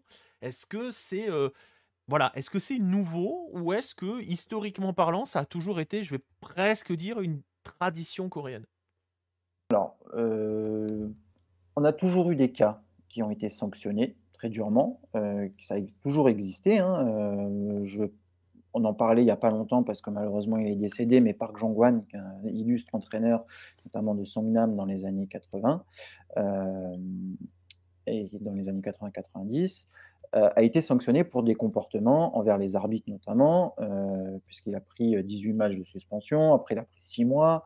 En 2014, il a été viré parce qu'il était violent avec ses joueurs. Donc, globalement, on a des cas où, oui, on tape du poing sur la table et on suspend des gens. En 2011, si on revient là-dessus, les affaires des matchs truqués, on a tapé très, très fort sur la table parce qu'il y a plus d'une cinquantaine de joueurs, avec en plus des dirigeants, qui ne peuvent plus remettre le pied dans le monde du football pour des matchs truqués. Alors oui, c'est très grave, donc on respecte, mais oui, la K-League a toujours eu une intransigeance là-dessus. 18 matchs de suspension pour comportement violent envers l'arbitre, ça C'est c'est une, pas, on ne voit pas partout, hein. Quand c'est on une voit demi-saison, quasiment une demi-saison. c'est une demi-saison. On est quand même sur quelque chose d'extraordinaire. Quand on voit le comportement de certaines personnes envers les arbitres ou même les insultes qu'on peut entendre par moment, Ah il n'y bah, a jamais de sanction. je vais même Euh, te dire, le jour où tu vois une sanction d'une demi-saison pour quelqu'un dans un autre championnat, je sais pas ce qu'il a fait, mais Bah, voilà, lui, Leonardo qui bouscule un arbitre, il n'a pas pris autant. non. Euh, donc, la K-League, oui, Ouais. a des moments très très durs, Ouais. mais inexplicablement, par moments, ne l'est pas du tout. C'est ça, on n'arrive pas à trouver la cohérence. Ces décisions, ça handicape les clubs aussi. Oui, forcément, mais tout le monde le sait. Et justement, c'est une petite question parce que j'ai vu, je crois que c'est Letco qui a mis ce message tout à l'heure. Est-ce que c'est stipulé dans les contrats, ces types de sanctions? Est-ce que tu sais ça? Si quand le joueur signe un Euh, contrat, il a une charte, en gros, entre guillemets. alors, je ne sais pas si c'est stipulé, mais je pense qu'ils doivent le savoir maintenant. Oui, Je pense que là, ils sont au courant. D'ailleurs, il n'y a aucun joueur qui sort dans les médias ou qui fait un post sur les réseaux sociaux pour dire, que c'est scandaleux, que c'est pas mérité. Ils s'excusent tous. C'est-à-dire qu'ils ont tous pris conscience qu'ils avaient fait une connerie. Donc potentiellement, oui, je pense que ça doit être écrit dans leur contrat qu'au moindre écart de conduite, constaté, ils risquent une fin de contrat. ouais, c'est ça. Bon. Eh bien voilà, alors vous voyez, ça, c'est tout cela. Mais ça, faudrait qu'on demande à Mathias Coureur, par exemple, parce Oui, qu'il par il a exemple, c'est signé ça. exactement ce à quoi j'étais en train de penser et on Mais aurait. malheureusement, je ne peux plus le contacter puisqu'il s'est mis en retrait des réseaux sociaux, notre cher ami Mathias. Ah ouais, c'est vrai, c'est vrai que je le voyais plus passer, mais j'avais pas fait gaffe à ça. Non, il a décidé il se mettait en retrait. Alors, il faudrait peut-être lui envoyer un message sur WhatsApp, mais Ouais. voilà, il a arrêté les réseaux sociaux. Et si tu le fais, n'oublie pas de dire que tu viens de l'OM, comme ça permettra de faire des articles comme quoi l'OM a contacté la bise à Pierre, s'il est toujours dans le coin dans le chat. Mais c'est notre. Alors, si vous ne connaissez pas, c'est notre grande tradition de la vanne dans la plupart de nos lives. Hein. Si un jour vous envoyez un WhatsApp à un joueur ou quelque chose comme ça, pensez à dire que. Voilà, pensez à dire que vous venez de la part de l'OM, ça permet de faire des articles. Voilà, encore une balle perdue. Exactement, Pierre. Dernière petite question par rapport à tout cela. Vous avez vu, hein, on est sur On est d'un côté sur quelque chose qui est peut-être un petit peu extrême, dans cette volonté de vouloir, des joueurs qui soient, je sais pas trop comment dire, irréprochables et qui défendent au mieux la valeur, avec des sanctions qui sont pas forcément appliquées de la même manière. Vous avez vu qu'il y a une espèce de géométrie variable. Est-ce que cette notion de géométrie variable, Baptiste, ça fait se poser des questions, par rapport aux suiveurs, que ça soit les supporters ou les journalistes? En fait, comment les gens reçoivent ces jugements de sanctions? Comment c'est vécu, en Corée du Sud, tout cela? Alors quand c'est des sanctions qui sont assez dures contre les joueurs parce qu'ils ont fait un écart de conduite, c'est bien vu. C'est-à-dire qu'en Corée du Sud, on est quand même un peu dans le pays moi j'appelle ça un peu le pays de la polémique, c'est-à-dire que dès que quelqu'un a fait un écart de conduite, ça tape fort, ils aiment ça. Heu, D'ailleurs on en parle très peu, mais c'est un des rares pays au monde, si ce n'est le seul, qui a fait destituer sa présidente juste en se tenant debout dans la rue. Il n'y a pas eu de révolte, il n'y a rien eu, ils ont fait des manifestations parce qu'il y avait des polémiques autour de la présidente, des affaires, et cetera. Donc ils sont très enclins là-dessus à dire: «Tu as fait une erreur, tu es sanctionné». Heu, il y a des voilà, sur les réseaux sociaux, les messages qui sont envoyés peuvent être très, très durs par moments, contre les personnes qui font ça. Alors après, j'ose espérer que tout le monde est un chevalier blanc en Corée du Sud quand tu te permets de dire ces choses-là, certains messages parce que, tu ne dois rien avoir à toi à te reprocher pour attaquer les autres. Mais bon, voilà, bref, ça c'est un autre sujet, mais globalement, ils sont très stricts là-dessus et notamment avec l'affaire Lee Chang-min, ça a fait polémique parce que personne n'a compris, heu et il y a eu pas mal de messages en disant, «C'est un tueur qui est sur le terrain, on ne soutient pas un tueur» et cetera, mais peut pas leur donner tort, parce qu'on ne comprend pas vraiment ce qui se passe. Il y a en plus cette affaire est ressortie au moment du procès de Seok-Yeon-jeon, donc Seok-Yeon-joon, pardon. Donc il y a voilà, il y a ces polémiques qui ressurgissent parce qu'en Corée, on ne veut pas avoir, des gens qui ne sont pas, carrés, qui font des écarts et qui ne sont pas sanctionnés. L'affaire du racisme a fait un énorme scandale. Beaucoup ont demandé à ce que le joueur ne soit plus en sélection. Bon, il est toujours. Voilà, et il y a beaucoup de demandes aussi de la tête des dirigeants dès que les dirigeants font une erreur. Enfin, c'est assez impressionnant. Donc oui, il y a des polémiques, au sujet des faibles sanctions, on va dire, sur les joueurs, qui font des écarts de conduite. Ouais, voilà. Donc vous voyez que, il y a pas que nous qui entretenons des polémiques, mais voilà. Mais c'est vrai que, c'est normal, hein, c'est lié à cette incompréhension qui est générée par ces sanctions à géométrie variable. Dernière petite question, elle est de Pierre dans le chat et c'est vrai que c'est pas une, c'est peut-être une chose qu'on aurait pu alors peut-être que tu le sais pas. Elle est à Ah non, combien la limite, de l'alcoolémie, en Corée du Sud?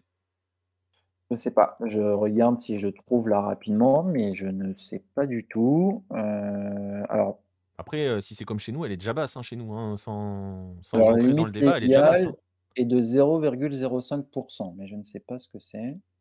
Le taux de 0,3 millilitres est un chiffre qui peut être relevé 1 heure après qu'un conducteur ait bu un verre de soju. Tu imagines? Donc c'est milligrammes par litre. OK, donc c'est très bas. Donc elle a été réduite en 2019. Donc je pense que c'est aussi pour ça qu'on est avec de plus en plus Ouais. de cas potentiellement. Parce que oui, effectivement, ça a été en 2019, ils sont passés de 0,05 milligrammes par litre à 0,03. Donc un verre de soju, OK. Un verre et vous pouvez prendre 6 mois, voilà. c'est ça. Mais en fait et quand on était au-dessus de 0,05 et à 0,1 milligrammes par litre, on pouvait avoir une suspension du permis de conduire, ce qui n'est pas le cas en France, je pense. Je pense qu'en France, il Je faut sais être, plus quelle est la beaucoup notion plus de élevé, ouais, non? il y a une Bref, grosso modo, c'était sévère, là, ils ont réduit, donc autant vous dire que c'est très, très sévère. ouais, donc c'est Bon, peut-être aussi pour ça qu'il y a un peu plus de cas, on verra. Mais vous voyez que les conséquences sont assez, enfin voilà, en tout cas, ça veut dire concrètement parce que c'est pareil, hein, géométrie variable veut pas dire, essayez d'y aller et de vous amuser à passer entre les gouttes, si vous êtes joueur. Concrètement, c'est zéro ou c'est presque zéro. On va dire en gros, on va dire: «Tu bois pas», hein, concrètement, si tu vas en soirée, tu bah, bois c'est ce pas. qu'ils veulent. Ils veulent que C'est ce qu'ils personne ne veulent. boive, Donc voilà. Ou alors tu bois, mais tu conduis pas tout de suite. Visiblement, le exactement. verre de Bah, tu conduis soju pas, tout court. Tu bah, bah, le verre de soju, il faut 1 heure pour que ça ne le voie plus dans le donc c'est-à-dire que tu bois pas le verre de soju et tu conduis tout de suite. Voilà, ouais. donc ils veulent vraiment que l'alcool ne soit plus dans le Ouais. Voilà, donc il y a cette notion d'exemplarité. Reste à l'harmoniser, on va dire, ah, j'ai parce cru que que tu allais dire: «Reste à l'eau». non, reste à l'harmoniser, Bon, ils peuvent rester à l'eau, hein, ils ont le droit. Mais reste à surtout Oui. harmoniser cette règle pour qu'elle soit comprise aussi par tout le monde et acceptée aussi par tout le monde, joueurs, publics et dirigeants, et enfin tout le monde compris, acteurs compris. Mais vous voyez, donc voilà, en Corée du Sud, on ne rigole pas. Est-ce que ça donnera des idées à d'autres? Bonne question. Je ne pense pas parce que c'est quand même très coréen, Bah, ça, hein. je ne pense pas, parce que quand on voit déjà les sanctions envers les supporters, qui jettent juste, alors on va dire juste, mais c'est même pas, il y a pas le juste, qui jettent une bouteille sur un terrain, même s'il y a plus personne sur le terrain, tu es suspendu à vie, au stade. Bah, c'est géométrie variable en Europe, hein. Ah oui, bah, en Europe, vu ce qu'on voit, il y en a qui, On mais part, eux, c'est tu- vraiment, personne sur le terrain, juste tu t'es énervé, tu jettes la bouteille, il y a personne, il y a rien, hop, tu dégages, tu reviens plus. Voilà. Non, mais en fait, en gros, le devoir d'exemplarité s'adresse à tout le monde. À tout le monde. Reste donc maintenant à l'harmoniser. Et Parce que si je fais un lien avec ce qui s'est passé entre l'OM et l'OL, souvenez-vous de l'affaire du supporter de Séoul, agressé par les supporters de Suwon, qui l'avaient attrapé et mis par terre et que ça avait été filmé, ils ont pris cher. Voilà, ils ont pris très cher, et on n'est pas sur un caillassage de bus, on n'est même pas sur une bagarre générale ou quoi que ce soit, juste ils l'ont attrapé, ils l'ont mis par terre. Alors ils l'ont mis un peu violemment par terre, je le conçois, ils l'ont pas et lynché. c'est, C'est pour dire les ils l'ont choses pas clairement. lynché, ils l'ont Ils l'ont pas juste ensuite tapé, voilà. jeté au sol. Ils l'ont jeté au sol, ce qui est totalement inadmissible, on est tout à fait d'accord là-dessus, Complètement. et ils ont pris très cher. Donc on est vraiment sur un devoir d'exemplarité à tous les niveaux. Voilà. Voilà, reste maintenant à l'harmoniser. Mais vous voyez, hein, voilà, l'OM serait dissous en un mois en K-League. Peut-être. Bah, la plupart de tout le monde, hein. Après, voilà, on n'est pas là pour dire ce qui serait mieux ou ce qui serait pas mieux par rapport à ça. Mais voilà, vous avez compris que, en tout cas, en Corée du Sud, il y a ce devoir d'exemplarité qui est donné à tout le monde, restera maintenant, c'est ce qu'on aura dit tout du long, à donner une cohérence à ces décisions en harmonisant véritablement les sanctions. Ça ne rigole pas, mais à la limite, voilà, tout le monde est au courant, tout le monde, je vais pas dire a signé quand il y va là, quand il va là-dedans, mais tout le monde est au courant, tout le monde connaît le règlement quand il entre dans un stade, quand il est joueur, quand il est dirigeant, quand il est supporter. Voilà, si c'est comme ça, c'est ainsi. Voilà. Et puis il faut le respecter, c'est une volonté, de la K-League, voilà, Et, pas des et, cadres et, de conduite. Et on l'a dit, la K-League a été capable de prendre des sanctions envers ses propres dirigeants, hein. Baptiste a évoqué Mmh. 2011. 2011, ça a tapé très fort à tous les niveaux. Et il n'y a pas eu de, voilà, hein, il y a pas eu de scrupule à taper. On parlait tout à l'heure de se poser la question de savoir si en fonction de ton niveau de célébrité, ou on va même ton rang dans la pyramide footballistique, tu peux y échapper. Personne n'y a échappé. On peut aussi revenir sur, l'affaire de cette année où ils ont voulu, gracier des joueurs qui étaient Ouais, suspendus à vie en 2011. Polémique incroyable, la K-League, la KFA, donc la fédération, est revenue sur cette affaire-là et le board a démissionné. Alors pas le président, parce que alors lui il s'accroche, mais le board avec, des anciens joueurs, hein, comme Lee Dong-wook, ils sont partis. ouais. Ils sont partis. Ils ont dit: «Bah oui, on a fait une faute, on n'est pas d'accord avec cette direction-là qu'on a prise», hop, ça s'en va. Et c'est pas n'importe qui, hein. Donc non, non, il y a à tous les niveaux, il faut, alors sauf, celui qui s'accroche, mais Sauf celui qui est bon, tout en haut, mais celui qui est tout en haut, il n'a pas besoin. Mais c'est vrai que voilà, à tous les autres niveaux, ben voilà. C'est ainsi, c'est la Corée du Sud. Et c'est là-dessus que l'on va clore ce dossier sur cette notion de discipline à la sud-coréenne. Voilà, vous en savez un petit peu plus et vous comprendrez un petit peu. C'est pas Noël qui déciderait de partir, non. Mais après Noël, l'état d'ébriété, je suis pas sûr qu'il puisse ah non, s'accrocher longtemps s'il est en non, Corée du Sud. non, Noël, il aurait pas passé le mois, je pense. Ouais, ça aurait été compliqué, je pense. Mais bon.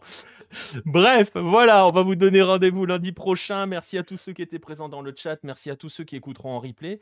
Merci à tous ceux qui vont écouter aussi sur les plateformes de podcast parce que ça va y être. On était sur YouTube ce soir pour la première fois, ce qui veut dire que vous allez tout de suite avoir le replay sur YouTube. Il est déjà là, donc c'est déjà ça de gagner. Et puis voilà, on multiplie les formats. N'hésitez pas à nous suivre, hein, sur les différents réseaux, les différentes chaînes où vous voulez. Prenez des subs si vous le pouvez et si vous le voulez. Petit conseil, faites-le sur la plateforme verte. Il n'y aura pas la raquette de Jeff, qu'on embrasse, lui aussi. On a embrassé beaucoup de monde ce soir. On va vous souhaiter bonne nuit. Si vous non, vous n'allez pas vous coucher à cette heure-là, il est trop tôt. On Si, vous dit si, pas si, bonne si. nuit. On Je vous dit à confirme très que vite. Il n'y a si. que Baptiste qui va se coucher à cette heure-là. Bonne soirée à tous. Merci à vous tous d'avoir été là et à lundi prochain pour un 9-10 et à plus tard dans la semaine pour des lives. On dira ça sur les réseaux. Salut tout le monde.